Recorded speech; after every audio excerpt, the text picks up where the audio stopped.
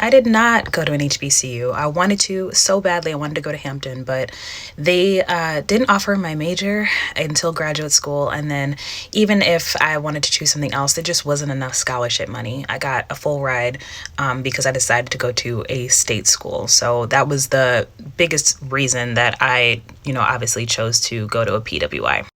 I actually almost didn't end up at Southern Illinois. I was supposed to go to a school called Elmhurst. It's a small private school in, again, northern suburbs of Chicago.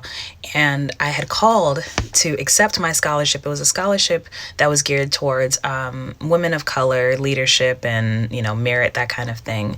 And when I called to accept it, there was a girl who was on the line and she was like, "Oh, you're one of those students."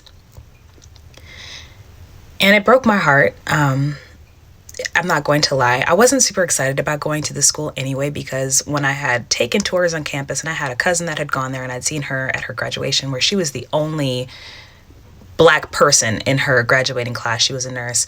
It wasn't giving me, good vibes, if you get what I'm saying. I felt really isolated and alone when I went on those campus tours. And so at the time, that was the school that gave me the most money until literally the next day Southern Illinois University called. And like I said, literally the next day, I got a call from a Black advisor at Southern saying that somebody else had dropped out of my program, that there was space and there was money if I wanted to attend. And the first thing I asked her, I said, what does the diversity look like on campus? And she laughed and she was like, "There's so many students from, St. Louis and from Chicago. Like, if you're concerned about being the only Black person on campus, that's not something you should be concerned with." Now, I ended up being the only Black person in all of my classes, and that was just because of the major that I chose. But my life outside of class was 100% Black. I mean, if there was a Black student organization on campus, I was either in it or an active supporter of it.